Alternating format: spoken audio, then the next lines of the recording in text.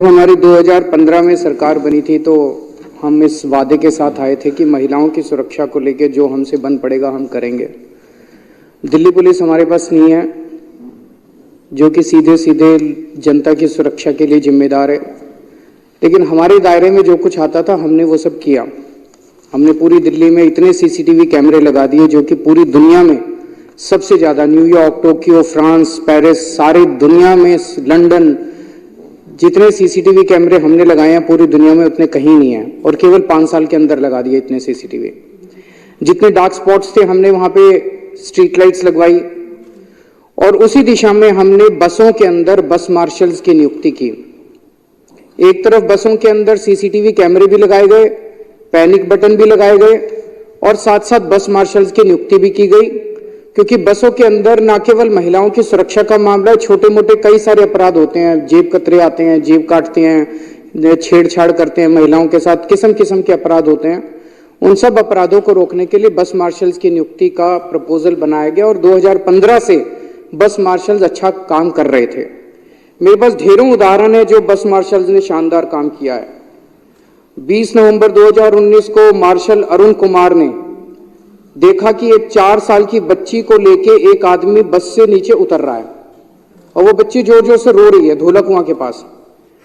तो उसे शक हुआ और उसने उस आदमी को पकड़ लिया, और पता चला कि वो उस बच्ची का किडनैप करके लाया था निजामुद्दीन रेलवे स्टेशन से, और बाद में बच्ची को अपने पेरेंट्स के साथ मिलवाया गया। 29 अक्टूबर 2019 को मार्शल मनीष कुमार ने देखा कि एक आदमी ने टिकट नहीं ले रखी और उसका सस्पिशियस बिहेवियर था। उसे पकड़ के जब उसका बैग छानबीन की गई तो उसमें से 5 मोबाइल फोन और 4 एटीएम की मशीनें निकली। उसे भी थाने में हैंडओवर किया गया। नवंबर 2019 में मार्शल संतोष ने एक चोर को रंगे हाथों पकड़ा और उसके यहां से एक चोरी किया हुआ मोबाइल फोन मिला 540 नंबर बस में। 6 जनवरी 2023 को मार्शल संदीप चकारा ने एक आदमी को एक लड़की के साथ गलत काम करते हुए रोहिणी के क्षेत्र में पकड़ा, और उस आदमी को, इस तरह के ढेरों एग्जाम्पल्स हैं, उसे पुलिस के हवाले किया गया। यह स्कीम अच्छी खासी चल रही थी और अचानक इस स्कीम को 1 नवंबर से बंद कर दिया गया। इसके पीछे का मैं थोड़ा सा बैकग्राउंड देना चाहता हूं कि स्कीम 2015, 16, 17, 18, 19, 20, 21, 22 8 साल ये स्कीम चली। इसमें 3 विभाग शामिल हैं। एक ट्रांसपोर्ट डिपार्टमेंट है। ट्रांसपोर्ट डिपार्टमेंट रेवेन्यू डिपार्टमेंट को लिखता है कि भाई हमें इतने बस मार्शल चाहिए। रेवेन्यू डिपार्टमेंट उसके आधार पर सिविल डिफेंस वॉलंटियर्स की भर्ती निकालता है और उनको रिक्रूटमेंट करता है, और फाइनेंस डिपार्टमेंट जो है वो उसकी पेमेंट करता है। तो 3 डिपार्टमेंट हैं। 2015 से 2022 तक ये तीनों डिपार्टमेंट शांतिपूर्वक हर साल ट्रांसपोर्ट डिपार्टमेंट लिखता था हमें इतने बस मार्शल चाहिए, कोई दिक्कत नहीं। रेवेन्यू डिपार्टमेंट उतने सिविल डिफेंस वॉलंटियर्स की भर्ती करता था, कोई दिक्कत नहीं। फाइनेंस डिपार्टमेंट उनकी पेमेंट करता था, कोई दिक्कत नहीं। 2023 के शुरू से अचानक तीनों डिपार्टमेंट्स ने अपना रुख, अफसर वही थे, अफसर नहीं बदले। कई वहां जो अफसर हैं वो तो 3-3, 4-4 साल से मौजूद थे।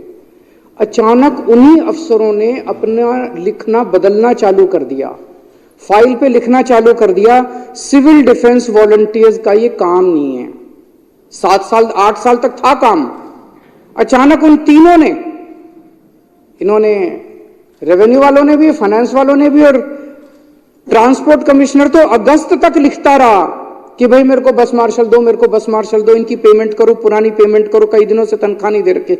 अगस्त में अचानक उस कमिश्नर ट्रांसपोर्ट ने, जो कि 3-4 साल से था, ये कमिश्नर ट्रांसपोर्ट आशीष कुंद्रा 3-4 साल से कमिश्नर था, हर साल वो रिक्विजिशन करता आ रहा है। अचानक अगस्त 2023 में क्या हो गया?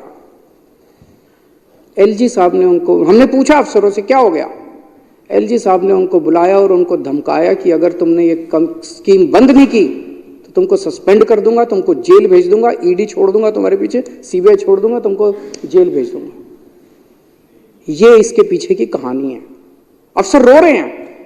ऐसा कैसे हो सकता है कि जो अफसर 4 साल से रिक्विजिशन कर रहा था, अचानक उसका एक दिन सपना आया और उसे सपने में सिविल डिफेंस वॉलंटियर एक्ट दिखाई दिया, और एक्ट में वो धारा दिखाई दी कि ये काम नहीं कर सकते। ऐसे थोड़ी है।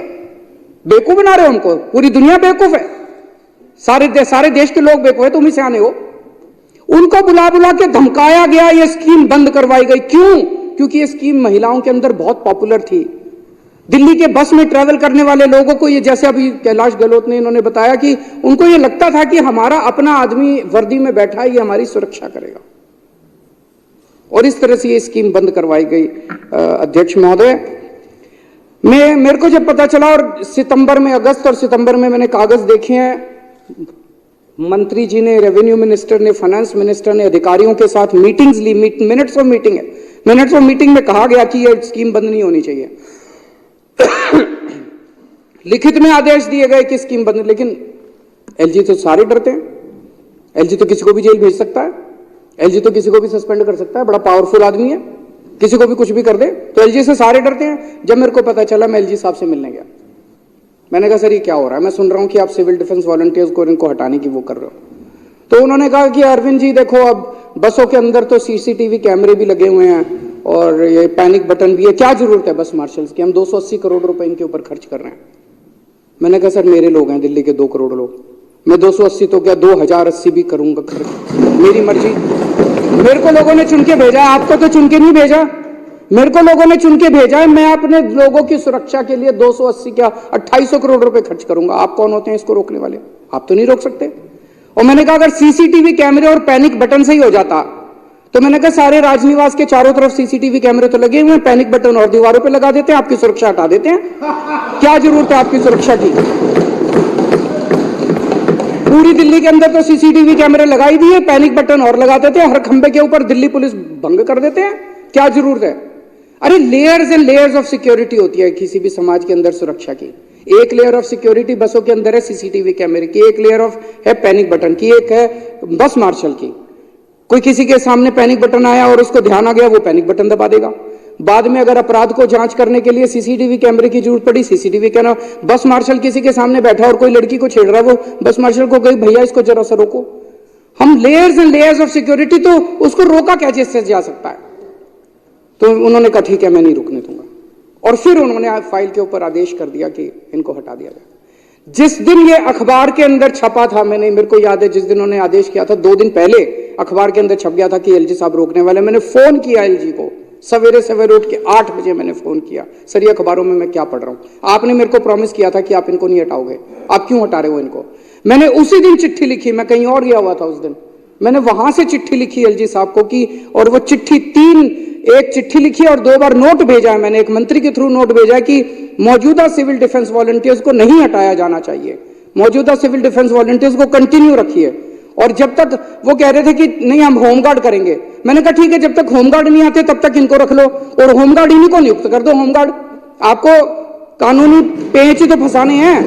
ये जो आज सिविल डिफेंस वॉलंटियर काम कर रहे हैं, इन्होंने, इनको एक्सपीरियंस है, इनको अनुभव है, कई दिन से काम कर रहे हैं। मैंने कहा इन्हीं को होमगार्ड बना देना। मेरे फाइल के ऊपर नोटिंग है मेरी, आप जो नोटिंग की बात है, जो होमगार्ड भी लगे हैं ना, उनको भी मार्च में हटाने को दे दिया होगा। जो अभी लगे हुए हैं होमगार्ड की भी कंडीशन ऐसी मार्च में वो भी हटा दिया जाए, जो बचे हुए हैं होमगार्ड की कंडीशन। और अब खुद हटा के बीजेपी वाले उनके धरने में जाके टेस हुए अपने मगरमच्छ के आंसू बहा रहे हैं। शर्म आनी चाहिए आप लोग,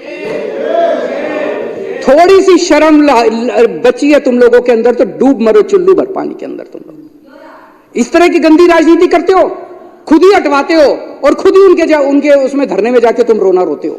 अभी आपने कहा इनको नियमित किया जाना चाहिए, करने को तैयार हूं मैं, चलो मैं और तुम चलते हैं अभी एलजी साहब के पास। अभी आपने कहा चलो मेरे साथ, अगर माइक के लाल हो तो चलो मेरे साथ, अभी एलजी साहब के पास चलो, मैं करने को तैयार हूं, मैं जहां साइन करोगे खाली कागज पे दस्तखत करने को तैयार हूं, एलजी से करा के लाओ। तुम्हारा एलजी है? झूठ बोलते हो। जिस फाइल पे दस्तखत करने इनकी बहाली के लिए मैं अभी तैयार हूं, फाइल पे साइन करने के लिए, इनको नियमित करने के लिए।